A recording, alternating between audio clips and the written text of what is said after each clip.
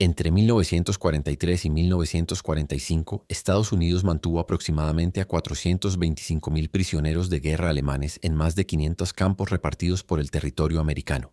Fort Leonard Wood, en Missouri, fue uno de los principales centros de detención, siguiendo rigurosamente las convenciones de Ginebra. La mayoría de los prisioneros había sido capturada en las campañas del norte de África y de Italia, llegando a suelo americano con expectativas moldeadas por la propaganda del Reich sobre la crueldad de los aliados. Hans Müller cerró los ojos cuando el tren se detuvo. Esperaba gritos, macanazos, quizá una bala en la nuca como prometía la propaganda de Goebbels. Pero lo que escuchó fue distinto. Una voz tranquila en inglés, seguida por otra que hablaba un alemán entrecortado, casi amable. Cuando bajó del vagón de carga en Fort Leonard Wood, Missouri, sus piernas temblaban no por el miedo a la muerte, sino por la confusión. Un guardia americano le ofreció un cigarro. Otro le extendió una taza de café caliente. Hans miró alrededor y vio a otros prisioneros alemanes igualmente perplejos, sosteniendo cigarros americanos con manos que aún temblaban. Era octubre de 1943 y los archivos perdidos de la guerra estaban a punto de revelar una de las historias más sorprendentes del conflicto: el descubrimiento de que, a veces, el enemigo tenía rostro humano. Hans Müller había imaginado su muerte 1000 veces desde que el tren de prisioneros cruzó el Atlántico.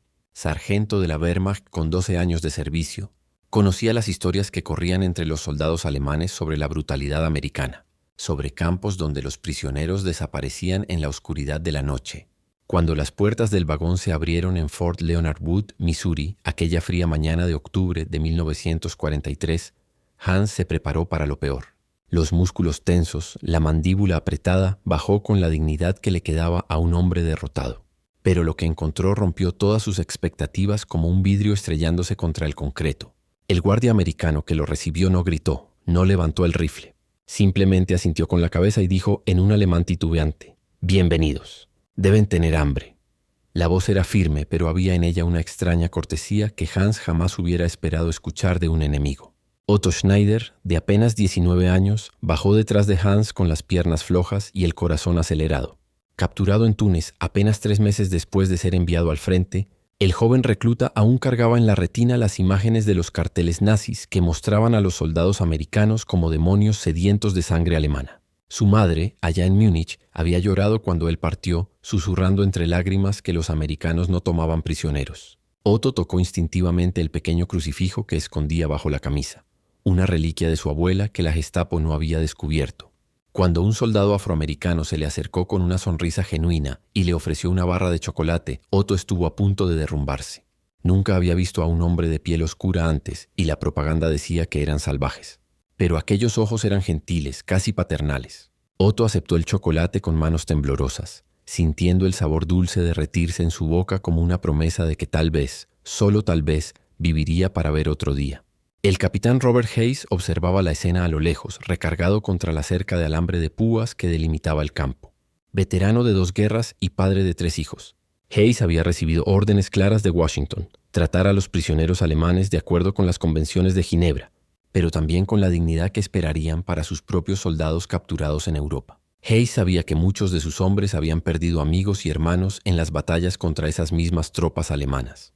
Sabía también que la rabia era una herida que podía infectar todo el campo si no se manejaba con cuidado. Por eso él mismo caminaba entre los prisioneros aquel primer día, sus ojos azules estudiando cada rostro, cada gesto de miedo o desesperación. Cuando vio a un joven alemán desmoronarse en lágrimas al recibir un cigarro de uno de sus soldados, Hayes sintió un nudo en el pecho. Eran apenas muchachos, pensó. Muchachos lejos de casa, tal como estarían sus propios hijos si la suerte hubiera sido distinta. La fila de prisioneros avanzaba lentamente hacia los barracones y Hans notó que no había perros, no había guardias con látigos o macanas. Los soldados americanos portaban armas, sí, pero las mantenían bajas, casi relajadas. Algunos incluso conversaban entre ellos riendo de algún chiste que Hans no comprendía. El aroma de café recién hecho venía de la cocina del campo, mezclándose con el olor otoñal de los árboles que rodeaban la instalación. Era un olor a normalidad, a vida cotidiana, que contrastaba violentamente con todo lo que Hans había imaginado sobre el cautiverio. Cuando un sargento americano se le acercó y le ofreció una taza de café caliente, Hans dudó por un momento antes de aceptarla. El líquido estaba fuerte y amargo, pero calentó sus manos heladas y su estómago vacío. Por primera vez en meses, desde que había sido capturado en el norte de África, Hans sintió que tal vez no moriría ese día. Otto fue asignado al barracón número 7, junto con otros 15 prisioneros alemanes. Mientras caminaba por la grava que cubría los senderos del campo, sus pies lastimados dentro de las botas gastadas hacían un sonido rítmico que acompañaba su ansiedad. El barracón era sencillo, pero limpio, con camas de hierro y colchones que, aunque delgados, eran infinitamente mejores que el suelo helado de las trincheras africanas. Una estufa en el centro prometía calor para las noches frías de Missouri. Otto se sentó en su cama y miró alrededor, viendo a otros hombres igualmente confundidos, susurrando entre sí en alemán, tratando de entender dónde estaban y qué sucedería después. Fue entonces cuando uno de los guardias americanos entró al barracón, no para gritar órdenes ni hacer amenazas, sino para explicar las reglas del campo en un alemán cuidadosamente aprendido. Habría 3 comidas al día, tiempo para ejercicios, incluso una biblioteca con libros en alemán. Otto cerró los ojos y por primera vez desde que dejó Alemania se permitió creer que quizás sobreviviría a aquella guerra. La amabilidad del enemigo era más desconcertante que cualquier tortura que pudieran imaginar. 3 semanas después de la llegada, Hans Müller todavía despertaba esperando que la realidad cambiara, que los americanos finalmente revelaran su verdadero rostro cruel. Pero cada mañana, cuando la corneta del despertar resonaba por los barracones, no era recibido por gritos o amenazas, sino por el aroma familiar del desayuno preparándose en la cocina. Hans se había convertido en una especie de líder no oficial entre los prisioneros alemanes. Su experiencia militar y edad lo colocaban naturalmente en esa posición. Observaba todo con ojos de soldado veterano. La rutina de los guardias, los horarios de las comidas, las pequeñas fallas en la seguridad que podrían ser explotadas. Pero algo extraño sucedía con su mente militar. Con cada día que pasaba, la idea de escapar parecía menos urgente, menos necesaria. No era complacencia, se decía a sí mismo. Era pragmatismo. ¿Cómo escapar de un lugar donde no lo torturaban? ¿Cómo huir de guardias que le ofrecían cigarros y le preguntaban por su familia en Alemania? Otto Schneider había encontrado una rutina extraña y casi cómoda en Fort Leonard Wood. Todas las mañanas, después del desayuno, trabajaba en la huerta del campo junto con otros prisioneros. La tierra de Missouri era rica y oscura, tan distinta del suelo reseco de Túnez donde había sido capturado. Sus manos, antes acostumbradas solo al peso de un fusil, ahora conocían la textura de la tierra húmeda, el peso de las semillas, el cuidado necesario para hacer crecer algo vivo. El soldado que supervisaba el trabajo en la huerta era un granjero de Kansas llamado Jimmy, que hablaba con Otto sobre plantas y cosechas con la misma pasión con la que otros hombres hablaban de fútbol o de mujeres. A Jimmy no parecía importarle que Otto fuera alemán, que hubiera luchado contra Estados Unidos. Para él, Otto era simplemente un joven que entendía de plantas y que trabajaba duro bajo el sol. Era Jimmy quien siempre llevaba un termo extra de café para los trabajadores de la huerta y fue Jimmy quien, en una tarde particularmente calurosa, le enseñó a Otto a decir "thank you" en inglés. El capitán Robert Hayes hacía sus rondas diarias por el campo con la precisión de un reloj suizo, pero también con los ojos de un padre preocupado. Había notado cómo algunos prisioneros, especialmente los más jóvenes, empezaban a perder aquella mirada asustada de los primeros días. Había algo reconfortante en eso, pero también algo que le inquietaba. Hayes sabía que su responsabilidad no era solo mantener a los prisioneros seguros, sino también prepararlos para el eventual regreso a Alemania. Sería fácil dejar que se acomodaran, que olvidaran que estaban en territorio enemigo. Pero Hayes también sabía que la humanidad no debía ser una estrategia militar. Cuando veía a sus hombres compartiendo cigarros con los alemanes, cuando escuchaba risas que venían de los barracones durante las noches, sentía una satisfacción extraña. Tal vez así era como se ganaba una guerra de verdad, no solo derrotando al enemigo, sino recordándole que debajo de los uniformes todos eran simplemente hombres tratando de volver a casa.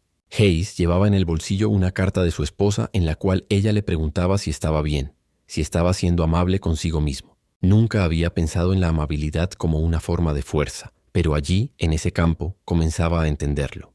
Las tardes en Fort Leonard Wood tenían un ritmo propio que sorprendía incluso a Hans.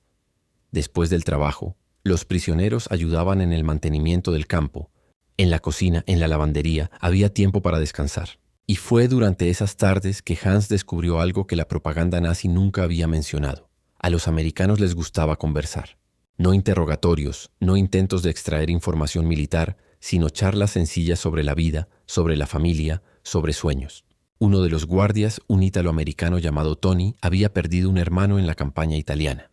En lugar de mostrar rabia contra los alemanes, Tony hablaba de cómo esperaba que la guerra terminara pronto para que todos pudieran volver a casa. Le mostró a Hans fotografías de su familia en Brooklyn, y Hans, titubeante al principio, le mostró la única foto que había logrado conservar: su esposa Greta y su pequeño hijo frente a la casa en Berlín. Tony sostuvo la foto con cuidado, como si fuera de cristal, y dijo: "Beautiful family. They must miss you very much." Hans no pudo responder de inmediato porque tenía lágrimas en los ojos. Otto empezó a esperar los domingos con una ansiedad que no lograba explicar. Era el día de la semana en que algunos prisioneros recibían permiso para escribir cartas a casa, supervisados por los censores militares, claro. Pero era también el día en que el capellán del campo, el padre Murphy, realizaba un servicio religioso opcional en el barracón convertido en capilla. Otto, criado como católico en una Alemania cada vez más hostil al cristianismo, había encontrado en el padre Murphy algo que creía haber perdido para siempre: la paz espiritual. El padre hablaba alemán con fluidez, había estudiado en Viena antes de la guerra, y sus palabras sobre perdón y esperanza caían sobre los prisioneros como lluvia en tierra seca. No era propaganda, no era adoctrinamiento. Era simplemente un hombre de Dios hablándole a otros hombres sobre la posibilidad de que incluso en la guerra, incluso en el cautiverio, todavía había espacio para la gracia. Otto salía de esas misas dominicales sintiendo algo que no experimentaba hacía meses: esperanza. No solo de sobrevivir, sino de regresar a casa como un hombre mejor que aquel que había partido. En cada cigarro ofrecido, en cada sonrisa compartida, los muros del odio se derrumbaban piedra por piedra. El invierno llegó a Missouri con una ferocidad que sorprendió incluso a Hans, acostumbrado a los inviernos alemanes. Pero lo que más le sorprendió fue cómo reaccionaron los americanos al frío que azotaba el campo de prisioneros.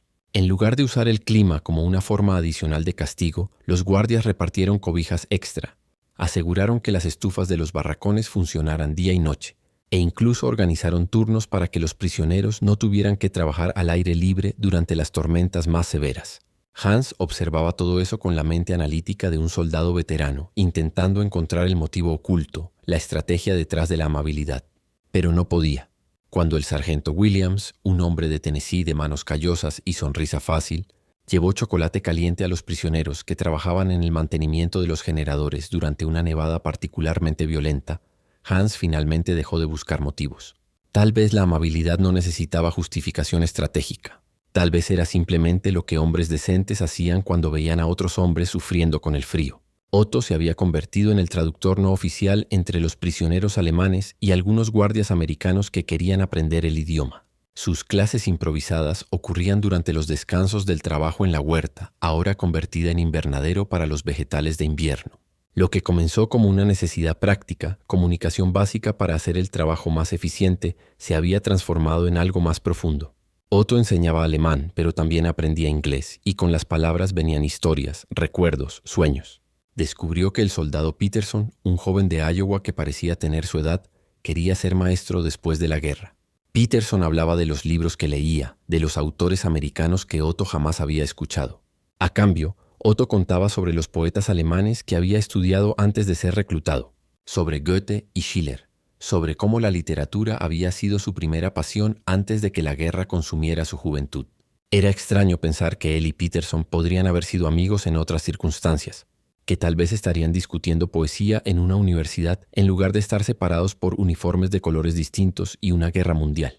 El capitán Hayes había recibido una visita inesperada en la víspera de Navidad.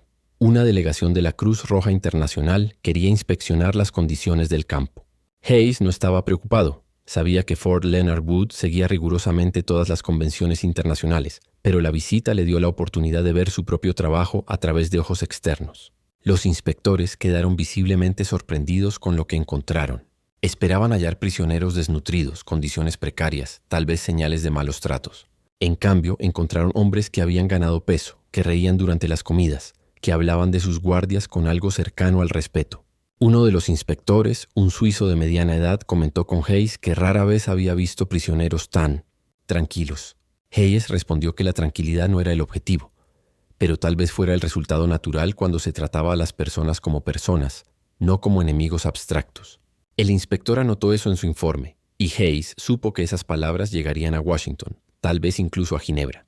No le importaba. Estaba orgulloso de lo que habían construido allí. La biblioteca del campo se había convertido en el refugio de Hans durante las largas noches de invierno. Al principio buscaba solo libros técnicos, manuales que pudieran ser útiles de alguna forma. Pero poco a poco, su atención se dirigió a otros tipos de literatura. Había libros de historia americana, novelas, incluso algunos volúmenes en alemán que habían sido donados por familias germanoamericanas de la región.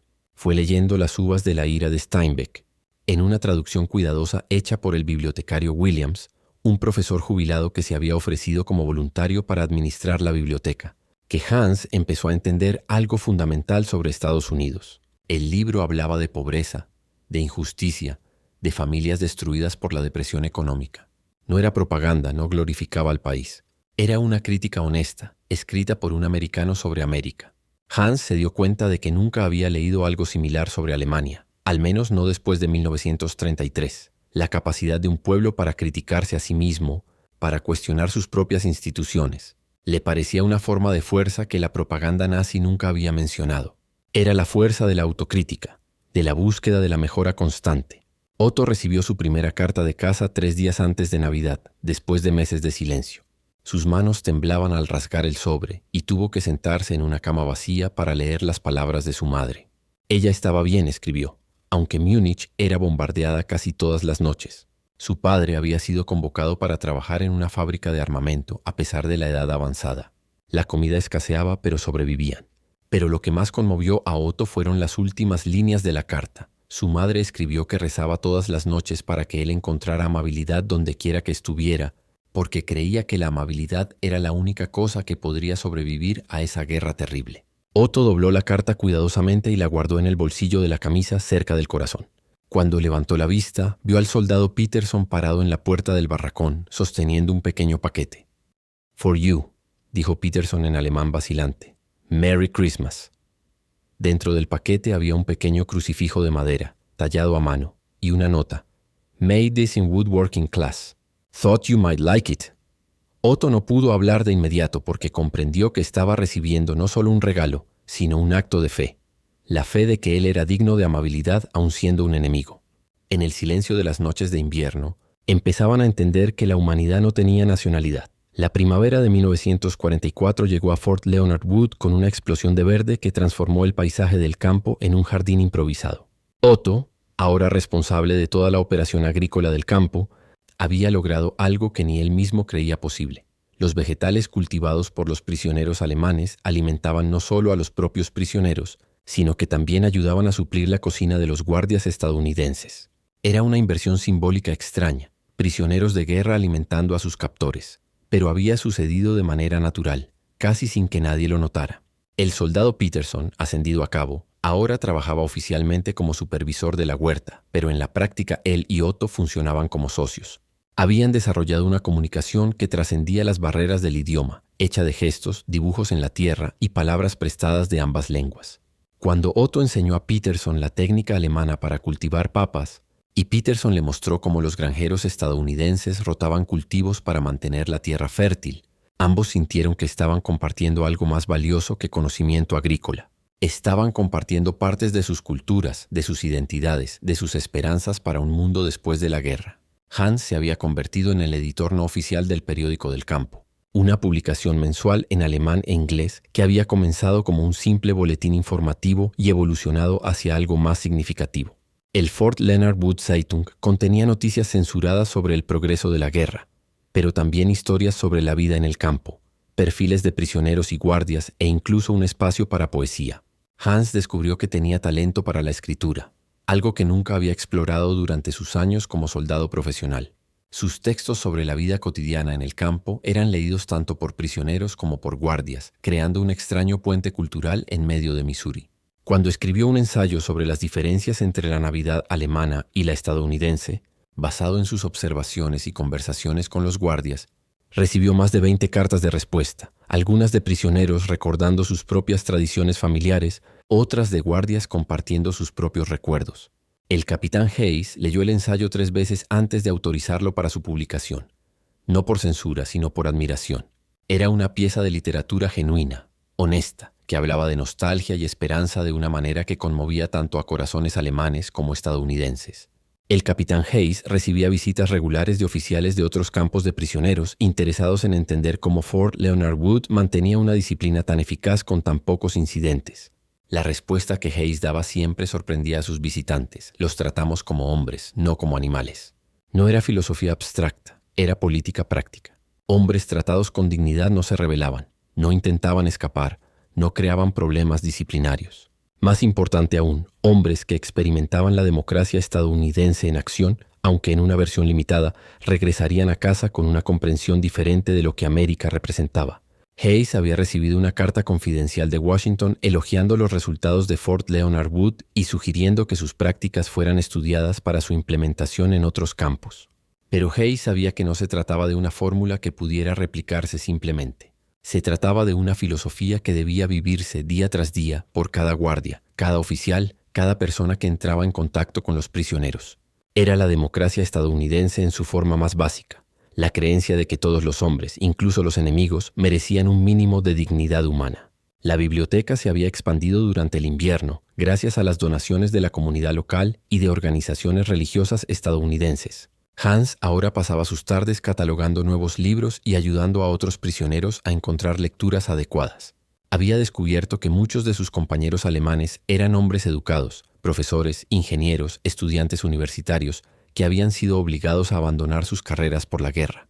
La biblioteca se convirtió en un espacio donde esos hombres podían recuperar partes de sus identidades anteriores, donde un exprofesor de matemáticas podía explicar cálculo a jóvenes soldados estadounidenses curiosos, donde un estudiante de música alemán podía discutir a Bach con un guardia que había sido organista en su iglesia en Alabama. Hans organizó debates semanales sobre literatura, historia y filosofía, siempre con la participación de guardias interesados. Estos debates eran moderados por el capellán Murphy, quien se había revelado no solo como un hombre de fe, sino también como un intelectual formidable. Fue durante uno de esos debates sobre la naturaleza de la justicia en la guerra que Hans articuló algo que venía pensando desde hacía meses. Tal vez la verdadera victoria no sea derrotar al enemigo, sino transformarlo en un amigo.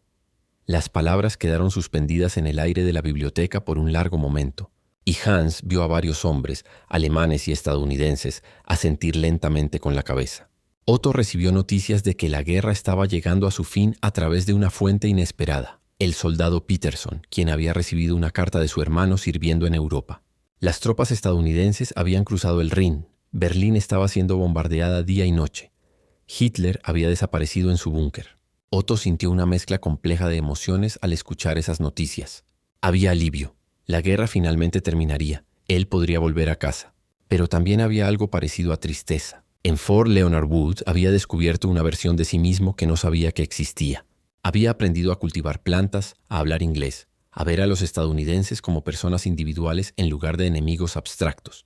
Había hecho amistades que trascendían nacionalidades y uniformes. Sabía que cuando regresara a Alemania, una Alemania derrotada, devastada, ocupada, llevaría consigo recuerdos de la gentileza estadounidense que contradecían todo lo que había aprendido durante sus años de formación nazi.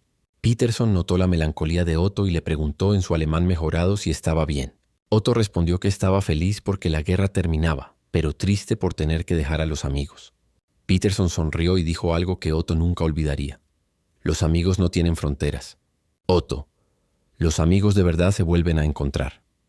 Era una promesa simple, quizá ingenua, pero Otto la guardó en el corazón como un tesoro. Cuando la guerra terminara, descubrirían que habían ganado algo más valioso que la victoria. Habían recuperado la fe en la humanidad. Mayo de 1945 trajo la noticia oficial del fin de la guerra en Europa. Pero en Fort Leonard Wood la atmósfera era extrañamente melancólica. Hans Müller estaba sentado en su cama cuando el capitán Hayes entró al barracón para dar el anuncio oficial de la rendición alemana. Los prisioneros escucharon en silencio, algunos con un alivio visible, otros con expresiones complejas que mezclaban tristeza e incertidumbre. Hans sintió un peso extraño en el pecho, no exactamente tristeza por la derrota de Alemania, sino algo más profundo y perturbador. Durante 2 años en Fort Leonard Wood había construido una rutina, amistades, incluso una identidad que trascendía su origen alemán. La guerra había terminado, pero ¿qué significaba eso para hombres como él que habían descubierto una versión diferente de sí mismos en el cautiverio? Hayes percibió el silencio pesado y dijo, en su alemán cuidadosamente aprendido, «Ya no son prisioneros de guerra, son hombres esperando regresar a casa». Pero Hans sabía que la diferencia entre esas dos condiciones era más compleja de lo que cualquier definición oficial podía captar. Ellos habían sido transformados por esos años, y la Alemania a la que regresarían no sería la misma que habían dejado. Otto Schneider recibió su primera carta detallada de la familia desde el fin de la guerra, y las noticias eran devastadoras. Múnich había sido parcialmente destruida por los bombardeos aliados. Su casa familiar ya no existía, solo escombros donde antes había un hogar. Su madre estaba viva, viviendo con parientes en un sótano convertido en refugio, pero su padre había muerto durante un ataque aéreo mientras trabajaba en la fábrica de armamentos. Otto leyó la carta 3 veces antes de que las palabras realmente penetraran en su conciencia. El joven que había partido a la guerra en 1942 había perdido no solo la guerra, sino también su hogar, su padre, su infancia. Cuando Peterson lo encontró llorando en silencio en la huerta, entre las matas de jitomate que habían plantado juntos, no dijo nada. Simplemente se sentó a su lado en la tierra húmeda y le ofreció un pañuelo. Permanecieron así por casi una hora. Dos jóvenes de países que habían estado en guerra, compartiendo un dolor que trascendía nacionalidades. Peterson finalmente rompió el silencio. My grandfather lost everything in the Civil War. Said the hardest part wasn't losing what you had, but figuring out who you were without it. Otto asintió, comprendiendo que Peterson estaba ofreciendo no solo consuelo, sino una sabiduría heredada de otra guerra, de otra época de reconstrucción. El capitán Hayes enfrentaba su propio dilema personal mientras supervisaba los preparativos para el retorno de los prisioneros a Europa. Había recibido órdenes de Washington para acelerar el proceso de repatriación, pero también solicitudes de los mismos prisioneros para permanecer más tiempo en Estados Unidos. Algunos querían aprender más inglés. Otros deseaban terminar proyectos que habían iniciado. Hans estaba escribiendo un libro sobre sus experiencias. Otto quería concluir un manual de agricultura sustentable que podría ayudar en la reconstrucción alemana. Hayes comprendía esos deseos, pero también sabía que prolongar la permanencia podía interpretarse como una forma sutil de coerción. La democracia estadounidense debía ser una elección, no una imposición, aunque fuera amable. Durante sus rondas nocturnas, Hayes observaba a los prisioneros alemanes en sus conversaciones con los guardias estadounidenses, viendo amistades genuinas que habían florecido durante esos 2 años. Era doloroso pensar que esas conexiones humanas serían cortadas por la geografía y la política. Cuando el soldado Williams preguntó si algunos prisioneros podían quedarse como trabajadores civiles voluntarios, Hayes tuvo que explicar que la guerra había terminado, pero que la política internacional era más complicada que las amistades personales. Era una lección amarga sobre los límites de la bondad individual frente a las estructuras mayores del poder. Hans había comenzado a enseñar inglés básico a prisioneros que aún batallaban con el idioma, preparándolos para la eventual repatriación a través de campos de procesamiento administrados por los aliados en Europa. Era un trabajo voluntario que hacía en su tiempo libre, pero que se había convertido en una de las actividades más importantes de sus días. Sus alumnos no eran solo soldados alemanes, eran hombres que habían descubierto a través de sus experiencias en Estados Unidos que existían formas diferentes de ver el mundo. Klaus, un ex profesor de historia que había sido adoctrinado por el régimen nazi, ahora hacía preguntas sobre la democracia estadounidense que Hans no podía responder completamente. Friedrich, un joven ingeniero, quería saber cómo funcionaban las universidades estadounidenses, si sería posible para un alemán estudiar ahí después de la guerra. Hans percibía que sus clases de inglés se habían transformado en algo más amplio, sesiones de preparación para un mundo de posguerra donde las viejas certezas nazis se habían derrumbado, dejando espacio para nuevas posibilidades. Cuando terminó de enseñar la conjugación del verbo to hope en una tarde soleada de junio, Hans notó la ironía simbólica de ese momento. Estaba enseñando a hombres alemanes derrotados a conjugar esperanza en una lengua que 2 años antes consideraban la lengua del enemigo. Otto comenzó a escribir cartas a casa con una frecuencia que sorprendía incluso a él.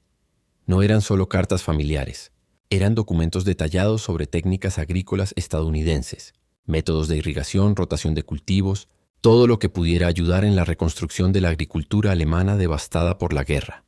Había convencido a algunos guardias estadounidenses que eran granjeros en sus vidas civiles a contribuir con sus propias experiencias, creando un manual informal de agricultura que esperaba llevar a Alemania. Peterson se había ofrecido a ayudar a Otto a traducir los términos técnicos más complejos, y sus sesiones de traducción se habían convertido en pequeñas conferencias científicas en el barracón convertido en aula.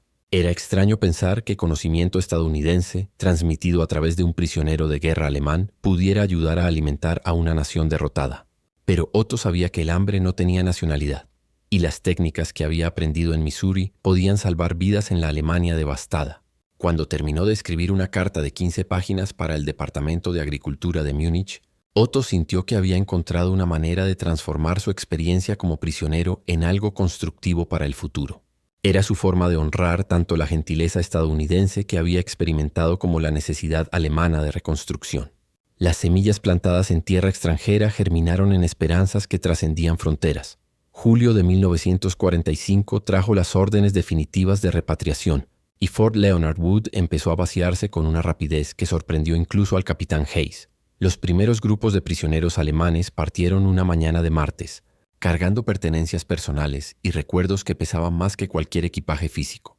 Hans Müller estaba programado para salir en el segundo grupo, a finales de julio, y pasó sus últimos días en el campo terminando su manuscrito sobre la experiencia de los prisioneros alemanes en América.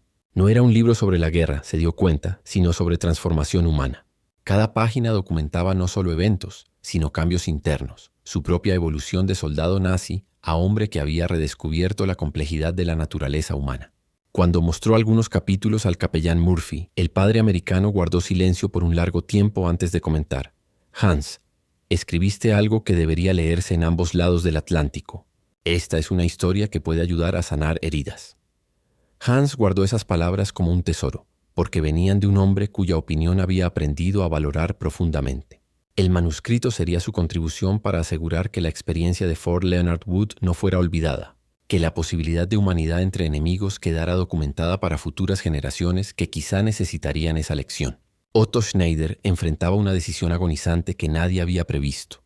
Había recibido una oferta informal del Departamento de Agricultura de Estados Unidos para permanecer en el país como consultor técnico especializado en agricultura sustentable. La oferta llegó a través del soldado Peterson, cuyo padre tenía conexiones en el departamento y había quedado impresionado con los reportes sobre el trabajo de Otto en la huerta del campo. Era una oportunidad extraordinaria, la posibilidad de reconstruir su vida en una América que había aprendido a amar, trabajando en el área que se había convertido en su pasión. Pero Otto sabía que su madre, sola entre los escombros de Múnich, lo necesitaba. La Alemania derrotada necesitaba hombres jóvenes y capacitados para la reconstrucción. Durante 3 noches de insomnio, Otto caminó por los jardines que había creado en Fort Leonard Wood, tocando las plantas que había cultivado, intentando decidir entre 2 versiones posibles de su futuro. Fue Peterson quien finalmente lo ayudó a encontrar claridad. «Otto», dijo su amigo americano, «you can't live someone else's life even for your mother. But you can take what you learned here and plant it in German soil». La metáfora agrícola era perfecta, y Otto supo que Peterson tenía razón. Su responsabilidad no era elegir entre América y Alemania, sino llevar lo mejor de su experiencia americana de regreso a casa, donde podría marcar la diferencia en la reconstrucción de su país. El capitán Hayes organizó una ceremonia de despedida que estaba fuera de cualquier protocolo militar oficial, pero que sentía necesaria para marcar el fin de una experiencia extraordinaria. El último sábado de julio, prisioneros alemanes y guardias americanos se reunieron en el comedor principal para una comida compartida que Hayes llamó cena de cierre de misión. No había distinción entre uniformes, alemanes y americanos, solo hombres sentados juntos, compartiendo comida y conversaciones en una atmósfera que mezclaba celebración y melancolía. Hayes dio un breve discurso en alemán e inglés, agradeciendo a los prisioneros por su cooperación y deseándoles suerte en la reconstrucción de sus vidas. Pero fueron las palabras de Hans Müller hablando en nombre de los prisioneros las que verdaderamente marcaron la noche.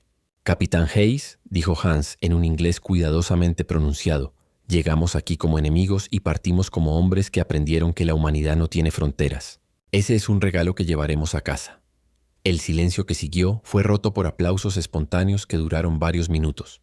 Hayes guardaría aquel momento por el resto de su vida, sabiendo que había participado en algo que trascendía la victoria militar. Había ayudado a demostrar que la democracia americana no era solo un sistema político, sino una forma de tratar a otros seres humanos con dignidad. Hans pasó su última noche en Fort Leonard Wood escribiendo cartas de agradecimiento para cada uno de los guardias americanos que había conocido durante sus 2 años de cautiverio.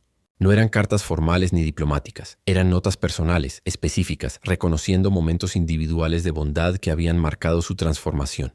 Para el sargento Williams, que había compartido fotografías de su granja en Tennessee y enseñado a Hans sobre la crianza de ganado. Para el soldado Johnson, que había prestado libros de su biblioteca personal y discutido literatura americana con paciencia infinita. Para el capellán Murphy, que había ofrecido guía espiritual sin intentar convertir ni adoctrinar. Cada carta era un pequeño testimonio de la humanidad individual que Hans había encontrado en hombres que fácilmente podrían haberlo tratado solo como un número, un enemigo derrotado. Cuando terminó la última carta, dirigida al capitán Hayes, Hans comprendió que estaba documentando no solo gratitud, sino una lección sobre cómo pequeños actos de bondad podían cambiar corazones y mentes de formas que ninguna propaganda jamás lograría. Doblegó las cartas con cuidado y las colocó en una carpeta que entregaría a la mañana siguiente. Era su manera de asegurar que los americanos supieran el impacto de su bondad en hombres que habían llegado allí esperando brutalidad. Otto tuvo una última sesión de trabajo en la huerta con Peterson, cosechando los vegetales de verano que habían sembrado juntos en la primavera. Era una actividad silenciosa, contemplativa, mientras ambos sabían que sería la última vez que trabajarían lado a lado en la tierra que se había convertido en símbolo de su amistad improbable. Peterson había preparado un regalo de despedida: semillas de variedades americanas de jitomate, maíz y frijol, cuidadosamente empacadas y etiquetadas, para que Otto intentara cultivarlas en suelo alemán. «Maybe these will grow in Germany», dijo Peterson, entregando el pequeño paquete. «And maybe you'll remember this place when you see them growing». Otto aceptó las semillas como si fueran joyas preciosas, sabiendo que representaban mucho más que plantas. Eran símbolos de esperanza, de continuidad, de una amistad que trascendería océanos y años. Cuando se despidieron con un abrazo que duró varios segundos, ambos sabían que estaban cerrando un capítulo de sus vidas que los había transformado de formas que solo comprenderían por completo con el paso de los años. Peterson prometió escribir, Otto prometió responder, y ambos creían sinceramente que mantendrían contacto. Era una promesa hecha con la inocencia de hombres jóvenes que aún no comprendían del todo cómo la distancia y el tiempo pueden alterar incluso las amistades más profundas. En la despedida, descubrieron que algunas lecciones son tan profundas que se vuelven parte permanente del alma. Agosto de 1945 encontró a Hans Müller en un campo de procesamiento cerca de Frankfurt, esperando los documentos finales que le permitirían regresar a la vida civil en la Alemania ocupada. El contraste con Fort Leonard Wood era impactante. El campo europeo era eficiente pero frío, administrativo, desprovisto de la humanidad personal que había caracterizado su experiencia podamericana. Los oficiales británicos que administraban el campo trataban a los exprisioneros con corrección profesional, pero sin la camaradería informal que Hans había experimentado en Missouri. Durante las largas horas de espera, observaba a otros hombres que habían regresado de diferentes campos de prisioneros, algunos de Estados Unidos, otros de Inglaterra, muchos de la Unión Soviética. Era posible identificar de dónde venía cada grupo simplemente mirando sus expresiones y posturas. Los que habían estado en América parecían diferentes. Menos quebrados, menos derrotados, con una extraña combinación de melancolía y esperanza en los ojos. Hans se dio cuenta de que cargaban algo que los otros no tenían: la experiencia de haber sido tratados con dignidad durante la derrota. Era una diferencia sutil, pero profunda, que moldearía sus enfoques para la reconstrucción alemana. Cuando finalmente recibió sus documentos de liberación y pudo abordar el tren hacia Berlín, Hans cargaba en su equipaje no solo sus pertenencias personales, sino también su manuscrito sobre Fort Leonard Wood y una comprensión transformada sobre las posibilidades de la naturaleza humana. Otto Schneider llegó a Múnich una tarde lluviosa de septiembre, cargando una maleta pequeña y un corazón pesado de recuerdos contradictorios. La ciudad que había dejado en 1942, como un joven soldado entusiasta, era ahora un campo de ruinas, salpicado por estructuras dañadas y personas que caminaban con la prisa desesperada de los sobrevivientes. Su madre lo esperaba en la estación de tren, más vieja, más delgada, pero con los mismos ojos cariñosos que él había llevado en la memoria durante 3 años de guerra y cautiverio. El reencuentro fue emotivo pero extraño. Otto percibía que se había convertido en un hombre diferente durante su ausencia, alguien a quien su madre tendría dificultad en reconocer por completo. Durante los primeros días en casa, intentó explicar su experiencia americana, pero las palabras parecían inadecuadas para transmitir la complejidad de sus transformaciones. ¿Cómo explicar a una sobreviviente de bombardeos que los americanos podían ser amables? ¿Cómo describir amistades con enemigos a alguien que lo había perdido todo a causa de la guerra? Fue solo cuando Otto empezó a trabajar en un pequeño jardín en el patio trasero de la casa destruida de un vecino, sembrando las semillas americanas que Peterson le había dado, que su madre comenzó a comprender. Viéndolo trabajar con paciencia y técnica que claramente había aprendido en otro lugar, le dijo: «Aprendiste más que agricultura, ¿verdad?». Otto asintió, sabiendo que había encontrado una forma de explicar su experiencia a través de acciones, no solo palabras. El capitán Robert Hayes permaneció en Fort Leonard Wood hasta diciembre de 1945, supervisando el cierre gradual del campo y la transición de las instalaciones de vuelta al entrenamiento militar regular. Sus últimos meses allí fueron reflexivos, casi meditativos, mientras caminaba por barracones vacíos y huertos abandonados que habían sido escenario de una experiencia social extraordinaria. Hayes había recibido una promoción y ofertas para comandar otros campos, pero eligió permanecer hasta el final, sintiendo que se lo debía a los hombres, alemanes y americanos, que habían hecho de Fort Leonard Wood algo especial. Durante esos meses finales recibió cartas de exprisioneros que habían llegado a Alemania, relatando sus experiencias de reintegración y agradeciendo nuevamente por la humanidad que habían encontrado bajo su supervisión. Una carta de Hans Müller le informaba que su manuscrito había sido aceptado para publicación por una editorial alemana y que una parte de las ganancias sería donada a organizaciones de veteranos americanos. Otra carta, de Otto Schneider, incluía fotografías de un jardín próspero creciendo en las ruinas de Múnich, cultivado con semillas americanas y técnicas aprendidas en Missouri.